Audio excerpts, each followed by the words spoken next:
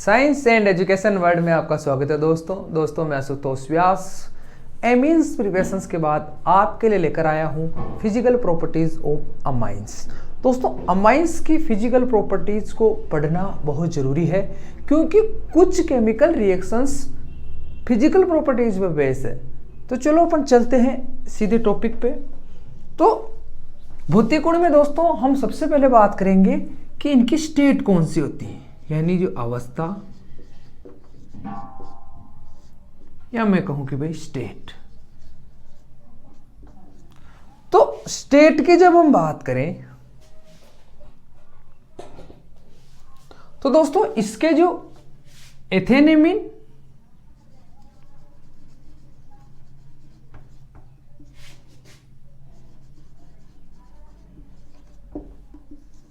इन एथेनमाइंस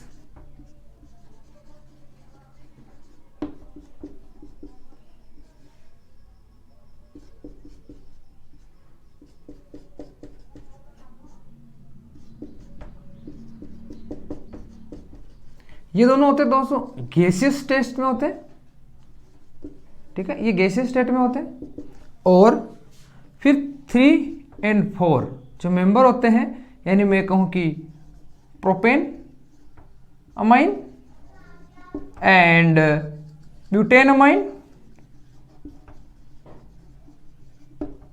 ये होते हैं दोनों लिक्विड स्टेट में। ओके, अब ये तो रही इनकी बात की भी मेथेनेमिन गैसियस स्टेट में, एथेनेमिन भी गैसियस स्टेट में, और प्रोपेनामाइंस एंड ब्यूटेनामाइंस लिक्विड स्टेट में होते हैं।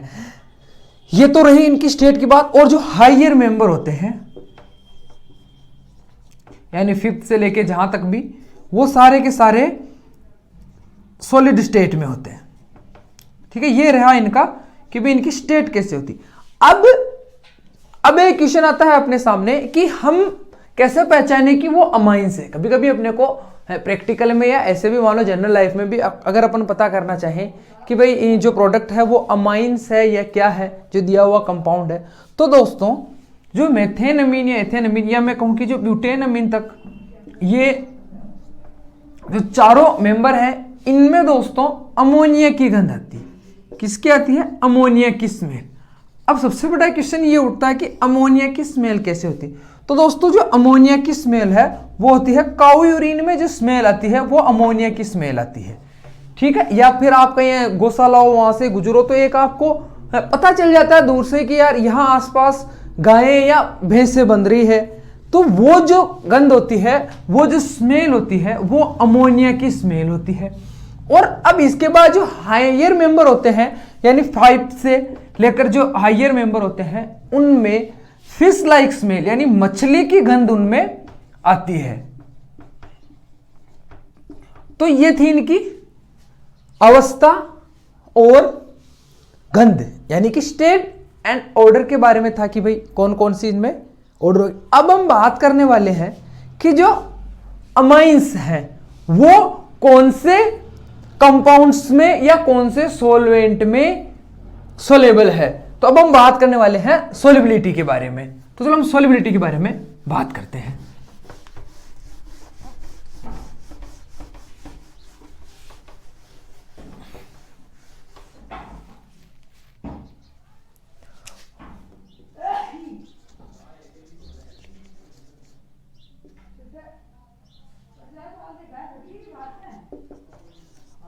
अब हम सोलिबिलिटी की बात कर रहे हैं।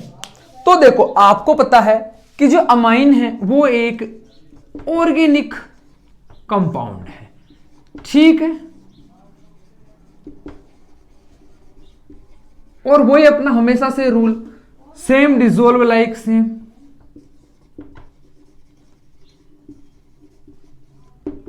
ठीक है, यानी कि ये organic compounds like acetone, benzene, carbon tetrachloride, chloroform, इनमें यह क्या होगा? सोलेबल होगा। लेकिन कुछ जो लोअर मेंबर है वो वाटर में भी सोलेबल होंगे। ठीक है, अब हम इसको एक्सपेंशन कह सकते हैं, हम कह सकते हैं अपवाद। लेकिन यहां अपवाद कहने से ही काम नहीं चलेगा, अपने को इसका रीजन मालूम होना चाहिए कि भी किस वजह से जो लोअर मेंबर है, या मैं कहूं कि जो प्राइमरी एमीन है, लगभग जो प्राइमरी एमीन है वो वाटर में भी सोलेबल है। तो उसका रीजन ये है, उसका रीजन है हाइड्रोजन बॉन्डिंग। हाइड्रोजन बॉन्डिंग की वजह से जो लोअर मेंबर है वो वाटर में भी सोलेबल है।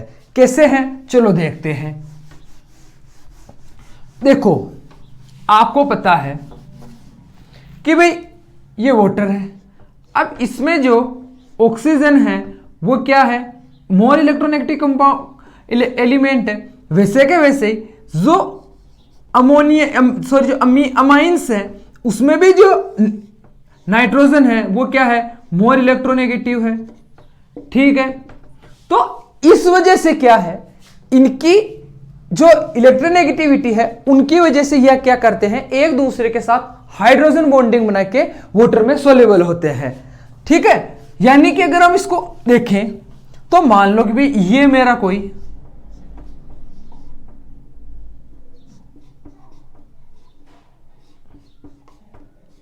क्या है कि ये मेरा कोई अमाइन है और ये मान लो मेरा वाटर मॉलिक्यूल है। ठीक है, ये मेरा क्या है, एक वाटर मॉलिक्यूल है। ठीक है, अब इस चीज को आप समझना। ओके, अब देखो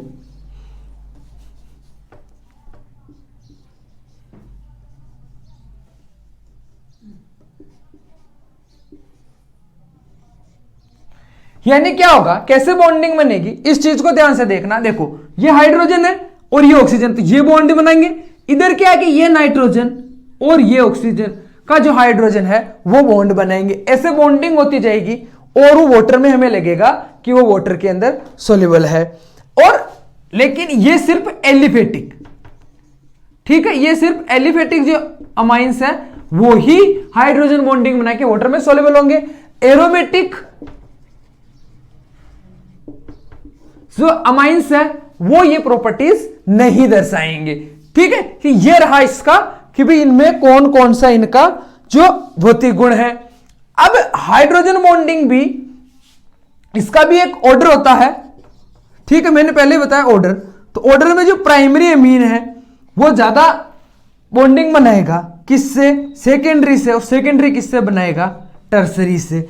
ठीक है, अब ऐसा क्यों है, ऐसा इसलिए है, ऐसा होता है कि भाई जो टर्सरी हाइड्रोजन है, सॉरी जो टर्सरी अमाइन है वो क्या है, कुछ इस तरह से होता है। अब यानी इनमें हाइड्रोजन है ही नहीं, यानी अमाइन नाइट्रोजन से जो जुड़ा हुआ हाइड्रोजन है वो ही तो यहां पर ऑक्सीजन से बॉन्डिंग करेगा। अब इसके पास प्रेजेंट ही नहीं है, और सेकेंडरी के पास देखें तो उसके पास सिर्फ एक हाइड्रोजन है। और मैं अगर प्राइमरी एमीन की बात करूं तो उसके पास 2 हाइड्रोजन है। यानी कि भाई इसके पास, जिसके पास ज्यादा हाइड्रोजन होंगे वो ज्यादा हाइड्रोजन बॉन्डिंग करेगा। इस वजह से प्राइमरी अमाइंस हाइड्रोजन बॉन्डिंग ज्यादा अधिक करते हैं सेकेंडरी और टर्सरी के बजाय। तो ये ऑर्डर भी आप याद रखें। ठीक है, ये चीज आप समझ गए। तो यहां पर अपना कंप्लीट होता है क्या, सोल्युबिलिटी। अब हम बात करने वाले हैं कि भाई इनका जो मेल्टिंग पॉइंट है, सॉरी इनका जो बॉइलिंग पॉइंट है वो कैसे डिफर करेगा, कैसे उसका ऑर्डर रहेगा। तो अब हम बात करेंगे इनके बॉइलिंग पॉइंट की। ठीक है, सोल्युबिलिटी आप समझ गए कि सोल्युबिलिटी कैसे होगी और क्यों प्राइमरी वाटर में सोल्युबल होगा। ठीक है, प्राइमरी में भी कुछ लोअर मेंबर, हायर मेंबर नहीं करेंगे, यानी बॉइलिंग पॉइंट। ठीक है, अब देखो बॉइलिंग पॉइंट में भी क्या होगा कि जो प्राइमरी एमीन है उनका बॉइलिंग पॉइंट क्या होगा, ज्यादा होगा। ठीक है, बॉइलिंग पॉइंट में सीधा सीधा सा देखो उसका भी रीजन करेंगे तो ये रहा आपका boiling point, primary secondary and tertiary. देखो चीजों को सीधा सीधा पढ़ेंगे, ज्यादा उलझाएंगे नहीं। प्राइमरी का सबसे ज्यादा, सेकेंडरी का कम और टर्सरी का और कम। क्यों? देखो वही रीजन। वापिस आओ, जैसे यहां पे हम बात कर लेते हैं, जैसे प्रोपीनअमीन एग्जाम्पल के लिए ले लेते हैं, ठीक है। मैं इस चीज को आपको एग्जाम्पल से समझाता हूं कि मान लो ये हमारी प्रोपीनमाइन, ठीक है। यानी प्रोपीनमाइन क्या है? CH3 CH2 CH2 NH2, ठीक है। ये जब ये प्राइमरी है, ये प्रोपीनमाइन मान लो भी कितने 3 कार्बन है, तो 2 कार्बन में क्या रहेगा?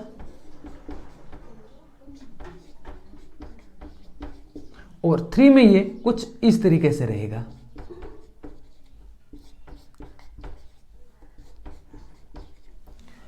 तो यहां पर भी क्या है, जो हमारा बॉइलिंग पॉइंट है, बॉइलिंग पॉइंट भी डिपेंड रहेगा हाइड्रोजन बॉन्डिंग पे। जो हाइड्रोजन बॉन्डिंग है उस पे ये डिपेंड रहेगा। कैसे? कि जो हाइड्रोजन बॉन्डिंग ज्यादा बनाएगा उसका बॉइलिंग पॉइंट ज्यादा होगा, उनसे जो हाइड्रोजन बॉन्डिंग कम बनाएंगे। कैसे? चलो आओ उसको देख लेते हैं एक बार। कि वही वापस आओ, देखो एक बार वापिस मैं यहां पे प्रोपेनअमीन को लेता हूं। देखो CH2 और ये मेरा NH और ये H। अब क्या होगा? ये जो H है ये फिर से मान लो N किसका वाला? दूसरे वाला जो हमारा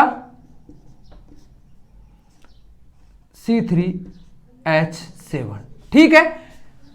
यानी ये क्या करेगा कि भाई मेरे पास मान लो मैंने किसी बीकर में प्रोपेनअमीन लिया है, तो उसके अंदर अमीन्स के, प्रोपेनअमीन के बहुत सारे मोल होंगे, तो ये उनके साथ क्या करेगा? हाइड्रोजन बॉन्डिंग बनाएगा। हम इसको क्या करते हैं? अलग कलर से दर्शाते हैं। देखो कुछ ऐसे, ठीक है। फिर मान लो ये हाइड्रोजन फ्री है, तो ये भी तो किसी और के साथ बनाएगा। ऐसे करके क्या होगा? हम इस चीज को बोलेंगे यहां पे संगुणन। हिंदी में क्या बोलेंगे इसको? संगुणन।